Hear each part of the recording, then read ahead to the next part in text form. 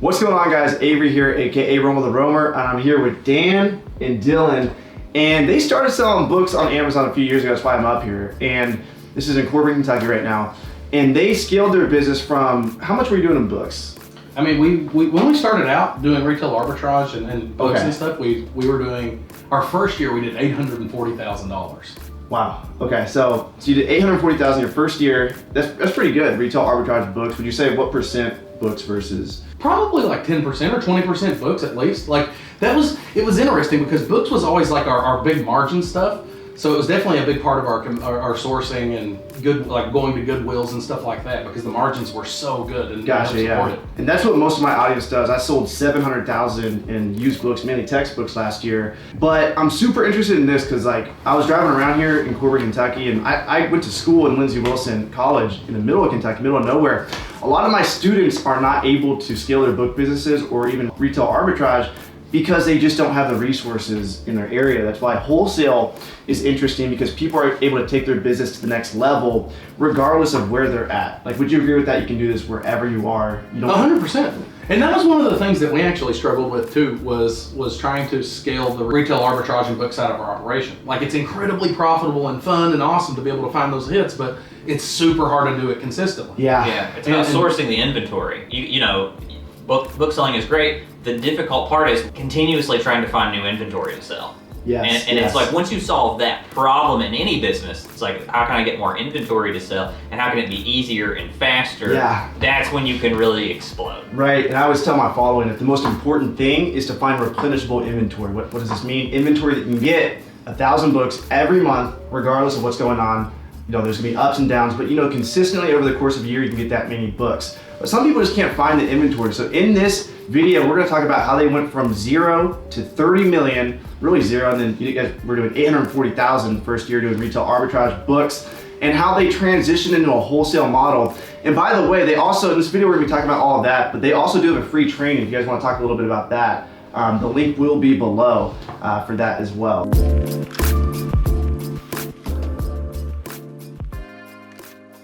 Yeah, a few times a year we do a free workshop where we teach and train exactly how our Amazon business works, exactly how we sell. It's something we call reverse sourcing wholesale. So just check that out. You can learn more about that workshop and how you can participate and learn from us for free.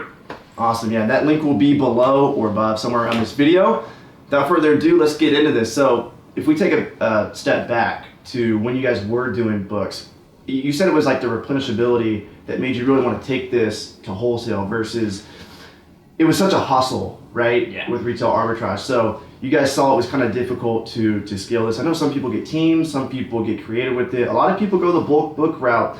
What was it about wholesale? Like, at what point did it click that's like, we gotta ditch this and we gotta go this path with wholesale? I think number one is because we live in the middle of nowhere. I mean that was definitely the biggest factor. Like, another problem that we had is, like, you know, when you scale that side of the operation, let's say you start getting teams and things like that, you still have to scale your infrastructure to be able to process the books. Like, being able to process unique items is very, very difficult. It's super time consuming. So like, when we were looking at how we were going to scale, because, you know, at $840,000 in sales, like, we had made over a couple $100,000 in profit that year. So we had a, you know, as far as being profitable, like, we were very profitable. Right. But the problem was like, it was taking extreme amounts of time. And then when you start talking about, you know, training an employee to go out, like, they have to make so many decisions that it's very difficult, and you have to get really top-notch people. I felt like the training part of getting someone to be proficient was much harder. And then again, it goes back to the processing side, right? Like, now let's say that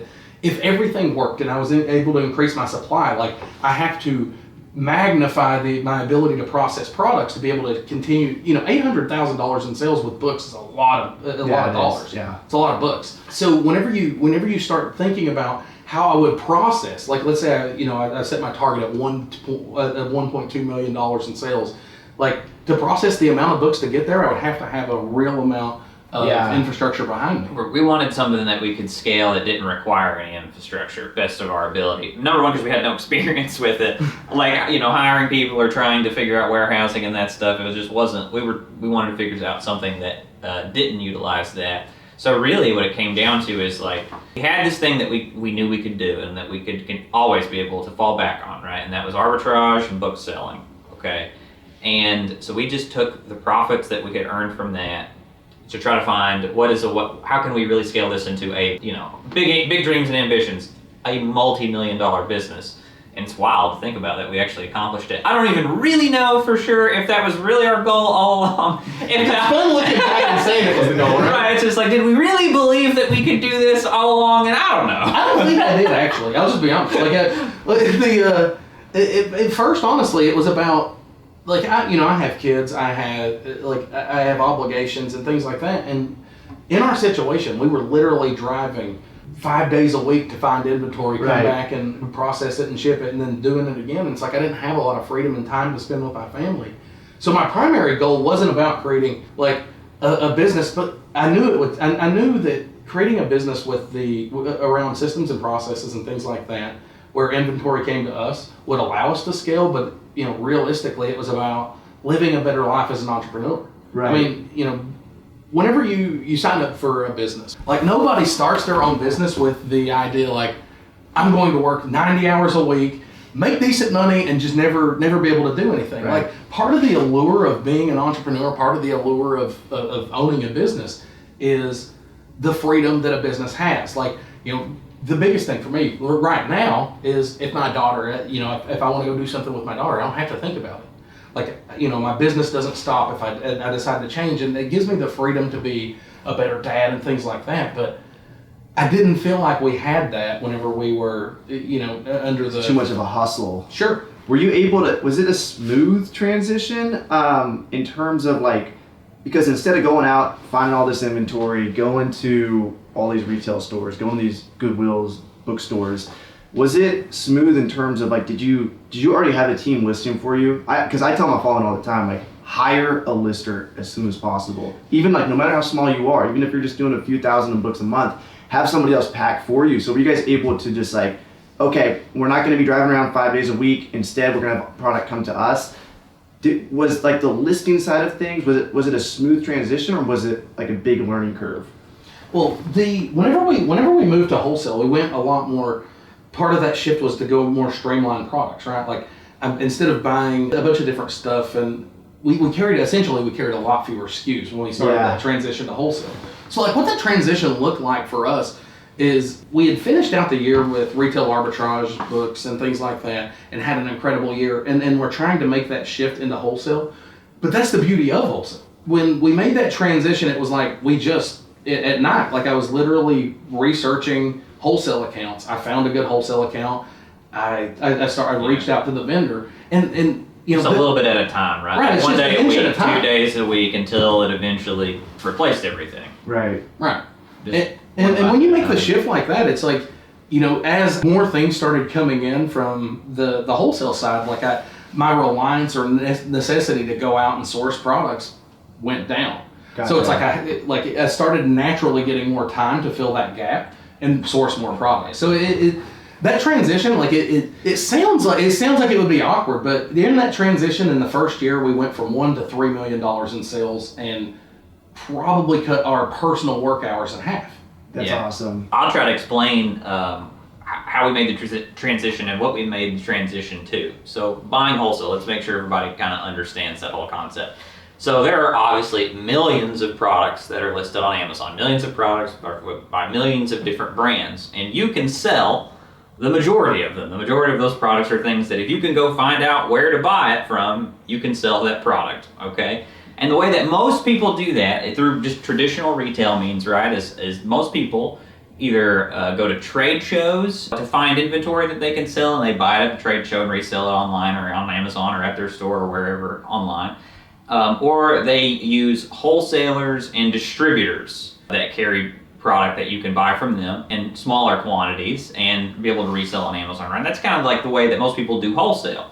They work with wholesalers, distributors, or they go to trade shows. The thing that this is all Dan that kind of figured this out, is the thing about using wholesalers and distributors and that sort of thing is those are middlemen, right? Those are people that buy the product from the manufacturers and buy product from the brands directly, and then they warehouse it or whatever, and they sell it to retailers. Right? Gotcha. They're kind of that middleman because that's the way kind of commerce has always worked, right? Like the year 1960, okay, and you have a new general store that you're going to put up, right? To be able to fill your store full of products, you have to buy a lot of different products. We're talking hundreds and hundreds of different brands of products. So you need to be able to easily acquire lots of different brands fast. The way you did that was with wholesalers and distributors. You had big catalogs of a lot of things that you could buy part and parcel. And that's the way that commerce has always worked and what everyone has always been used to. But what Dan realized is that it's different with Amazon. It's like, I don't need to sell lots of things. I just need to sell a thing, a good thing. The right thing, the right product. So what Dan realized is, I just want to sell some of these best-selling products. Because some of these best-selling products, one product can be selling thousands of times every single month. Right. That, I mean, now, today, we have wholesale accounts and brands that sell multiple millions of with a single SKU. Yeah, with that's awesome. That's crazy. And so we wanted to just sell those products. I didn't want to sell, 4 and 5 a month of this and that and this and that. I want to be able to streamline, super consistent, sell hundreds or thousands of just a single product, right? So how do we do that? I mean, I remember the first product we sold too. Like, you talk about how we did it, but I want to talk about that first product and how it played into. Right. So the plan. So the thing was let's not try to work with these middlemen, these distributors and wholesalers. Let's see if we can go straight to the brand owner themselves, like manufacturer direct. Talk to them and see if they'll open us a direct account. And the main reason that that's valuable is because if you open up a direct account, you cut out the middleman, you're paying a lower price, the lowest price, right? But here's the challenge, and why a lot of people don't do this, still don't do this, and never did this, because I know it sounds logical and reasonable. Why wouldn't you just buy the products direct? And they don't want to actually work with you, is the thing. The brand owners and the manufacturers, they only sell direct, usually, to a very limited number of people. They are based around manufacturing. They work with very few partners or vendors. So the trick that Dan figured out, really, to get them, to convince them, how to some random guys in the middle of nowhere, Kentucky, convince a brand to open up a direct sales account with you and allow you to be one of their authorized Amazon sellers, right? And what he figured out was to provide them value, to offer them, to help them, to offer to increase their sales on Amazon by just doing sometimes some of the simplest things that they weren't thinking about or that other people weren't helping them with. That's always the answer in business, is always provide more value. There's arbitrage opportunities, there's small ways to make money, but ultimately, even with the book business, if you want to scale it, you got to find a way to provide more value. So I'm glad that's still the answer in wholesale, because I know the Dollar General example, or a general store back in the 60s, if I was a wholesaler, I would want to work with somebody who's in the middle of nowhere, because there's no they're going to be selling to unique people, so I'm not worried about them watering down the price. But why would I sell to a random Amazon seller if we're all going to be on the same listing? Maybe I'm selling on Amazon myself, or maybe all my main customers who are purchasing from you have Amazon listings. They're all going to compete against each other, and the price is going to go down. Right. So let me give it a simple example of kind of what this looks like so everyone can understand at home. So let's say we'll find a product on Amazon that maybe it has 4 or 5 people selling it or whatever, and let's say it's selling 200 times a month, this product, and it's a food product, right? It's a food product. And people know this brand, they like this product, they buy this brand, that's why it's selling a few hundred times. But there's only one photo on the listing, and it's a picture of the box that the food comes in, or the packaging that the food comes in. Gotcha. Now, everyone you're watching this knows, if that's the only photo, then there are going to be a lot of people that land on that product and don't buy it. Because if you're going to buy food, don't you want to know what it looks like? It's the same, right? Think about it going to a restaurant. Imagine if you went to a restaurant and they show, you look and you see a hamburger on the menu, and instead of showing you a nice, delicious hamburger, it just showed you a box where the hamburger patties came in.